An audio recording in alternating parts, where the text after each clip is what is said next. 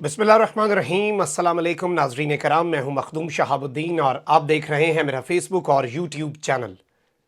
उम्मीद करता हूं आप सब लोग बखैर आफियत होंगे और जहां भी होंगे अपने अहले खाना समेत खुश भी होंगे और महफूज भी। नाज़रीन कराम, इमरान खान को दोबारा नहीं आने देंगे। हर सूरत इमरान खान का रास्ता रोकना है और पूरे का पूरा सिस्टम इमरान खान के सामने सीसा पिलाई दीवार बन जाएगा और हर मुमकिन कोशिश की जाएगी कि इमरान खान दोबारा इक़्तिदार में ना आ सके। इस वक्त कौन क्या कुछ कर रहा है, इमरान खान तक क्या क्या पैगामात पहुंचा दिए गए हैं और इस बात का इदराक क्यों इमरान खान को भी हो चुका है, इस हवाले से औरिया मकबूल जान साहब ने भी एक इंकशाफ किया है और मज़ीद भी कुछ ऐसी डेवलपमेंट्स हैं, कुछ इस तरह के मामलात हो रहे हैं और कुछ ऐसे इवेंट्स हुए हैं पिछले कुछ दिनों में। अगर हम कड़ियों से कड़ियां मिलाएं, अगर हम डॉट्स कनेक्ट करते जाएं तो हमें ये पूरी पिक्चर बहुत क्लियर नजर आएगी, पूरा मंजरनामा वाज़े हो जाएगा। और ये जो एक सियासी मंजरनामे पर धुंध छाई हुई थी और बहुत सी चीज़ों की विजिबिलिटी ज़ीरो थी, बहुत कुछ आपको क्लियर नज़र आना शुरू हो जाएगा। इस सारे मामले के अंदर कुछ पर्दे उठे हैं, कुछ तहलका खेज इंकशाफात हुए हैं और आखिर ऐसी वजूहात हैं क्या जिसकी वजह से इस तरह की बातें हो रही हैं। ये सारी डिटेल्स आपके सामने रखनी है, लेकिन उससे पहले जाहिर बात है कि इंपोर्टेड हुकूमत पाकिस्तान पर मुसल्लत की गई, 22 करोड़ अवाम पर मुसल्लत की गई। अब अवाम को समझ नहीं लग रही कि बद्दुआएं किसे देनी है। आम आदमी अपना रिक्शा जला रहा है, गरीब को घर में जब दूध, तेल और दीगर कुकिंग ऑयल से लेकर सब्जियां डबल कीमतों पर मिलनी है तो फिर उसका तो भुरकस निकलना है। अब इन्होंने फैसला किया है कि बिजली की कीमत में तकरीबन 8 रुपए फी यूनिट इजाफा कर दिया जाए और इस हवाले से सेंट्रल पावर परचेजिंग एजेंसी ने बिजली की कीमत में इजाफे की दरख्वास्त कर दी है। और इन्होंने बेसिकली अब मामला ये बना है कि 7.96 रुपए फी यूनिट की दरखास्त हुई है, जो मई के माहाना फ्यूल एडजस्टमेंट की मद में दायर कर दी गई है। यानी कि जो मई का है उसमें अब आगे जाके आपको पैसे देने होंगे और अब मजे लेने हैं तब्दीली के, इमरान खान की हुकूमत की तब्दीली के। और अब समझ नहीं आ रही कि अपने केसेस ही खत्म करने आए थे, अब तो एतराफ़ करना भी शुरू हो चुके हैं।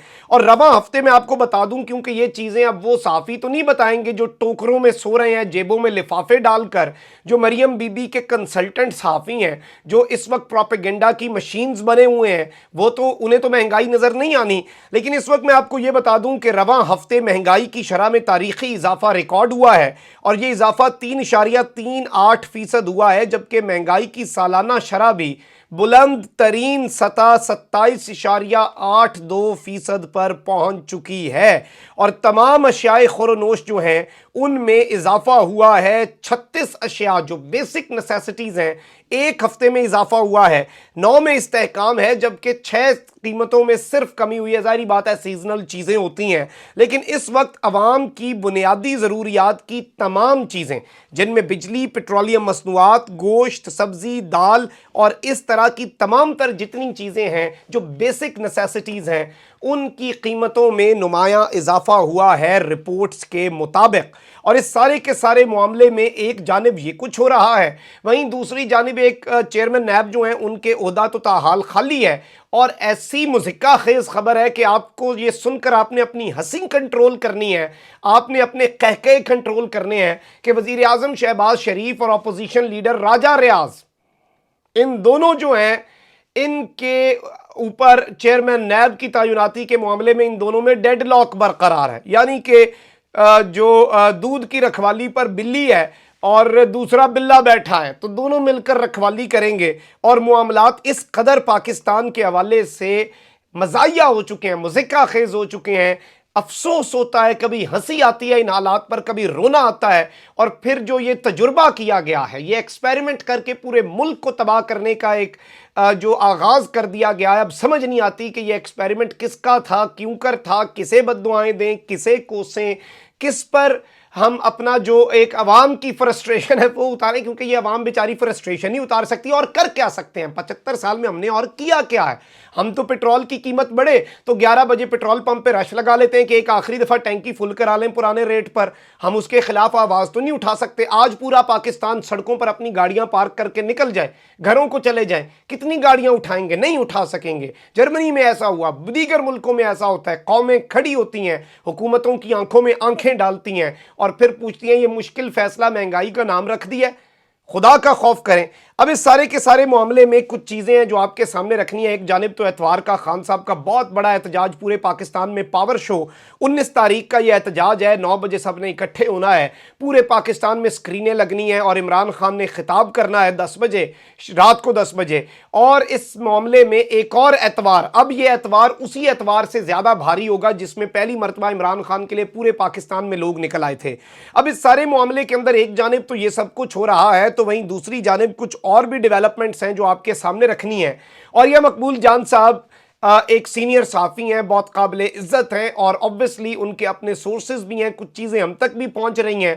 اور obviously آپ اگر ڈاٹس کنیکٹ کریں پچھلے دنوں کی کچھ خبروں کے کہ کس طرح سے جواب الجواب کا سلسلہ رہا، D G I S P R کی سٹیٹمنٹ آئی، اسد عمر صاحب کا بیان آیا، شیخ رشید صاحب کے حوالے سے D G I S P R کی سٹیٹمنٹ آئی، پھر اسد عمر کو رسپونڈ کیا D G I S P R نے، پھر عمران خان صاحب نے D G I S P R کا نام لیا کہ وہ کون ہوتے ہیں یہ کہنے والے کہ سازش ہوئی ہے یا مداخلت ہوئی ہے یا کچھ بھی نہیں ہوا، تحقیقات ہوں، کمیشن بنے.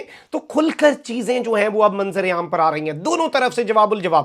ابھی recently F A T F کے معاملے کے اوپر ایک پورا آئی ایس پی آر کا ٹرینڈ چلا ہوا ہے سوشل میڈیا کے اوپر، اور ظاہری بات ہے کریڈٹ لینے پر بھی باتیں ہو رہی ہیں. obviously کریڈٹ سب کا جاتا ہے، اور ایک ایون بیوروکریسی وہ تو ویسے ہی چپ بیٹھے، انہیں بھی کریڈٹ دیں آپ جو اس کا حصہ تھے ٹیم کا.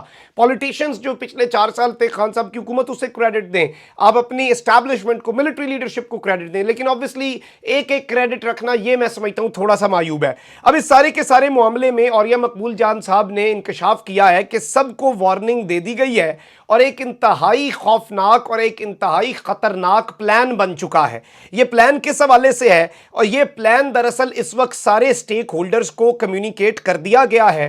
یہ پلان سارے کے سارے جو لوگ اس سارے پلان کی ایگزیکیوشن میں امپورٹنٹ ہیں، کروشل ہیں، انہیں بھی بتا دیا گیا ہے. اور عمران خان صاحب تک بھی یہ بات جا چکی ہے، یعنی کہ سابق وزیر اعظم chairman P T I Imran Khan کو بھی اس بات کا ادراک ہو چکا ہے کہ فیصلہ ہوا ہے کہ کسی بھی صورت، کسی بھی طرح سے عمران خان کو نہیں آنے دینا. عمران خان کو دوبارہ اقتدار میں کسی بھی صورت آنے دینے سے روکنا ہے، اس کے راستے میں دیوار بننا ہے. اور جو پلان بن رہا ہے اس سارے پروسیس کے اندر جو 1970 اور 1977 میں مینجمنٹ کی گئی، جو دونوں خطرناک ترین الیکشنز تھے پاکستان کی تاریخ کے، اس طرح کی یادیں تازہ کی جا رہی ہیں. ایون اف خان ونز، اور پہلی پریورٹی یہ ہوگی کہ جو 2/3 میجورٹی خان صاحب یا کلین سویپ کریں تو وہ 2/3 پہ بھی نہ آ سکیں، وہ کلیئر میجورٹی اوکھی سوکھی ہو،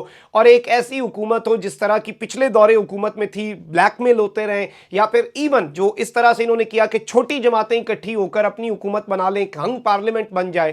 تو اس طرح کے معاملات بھی ہو سکتے ہیں. اور کسی بھی صورت جو پورا سسٹم ہے اس میں عمران خان کی واپسی نہ ہو سکے، کیونکہ چیزیں پوائنٹ آف نو ریٹرن پر جا چکی ہیں. لیکن اس کے ساتھ ہی ساتھ obviously اوریہ مقبول جان صاحب کا یہ دعویٰ ہے، لیکن اس میں یہ بھی دیکھنا ہوتا ہے کہ پاناما کے ٹائم پر یہ فیصلہ ہوا تھا کہ شریف فیملی کو کسی صورت نہیں آنے دینا. بے نظیر بھٹو صاحبہ کے دور میں یہ فیصلہ ہوا کہ انہیں نکالا گیا، یہ قابل اعتماد نہیں ہے، انہیں آئندہ نہیں آنے دینا، نواز شریف کو لانا ہے، پھر وہی نواز شریف ناقابل اعتماد بن گیا. تو یہ سارا کچھ ہوتا رہتا ہے، چیزیں حتمی نہیں ہوتی.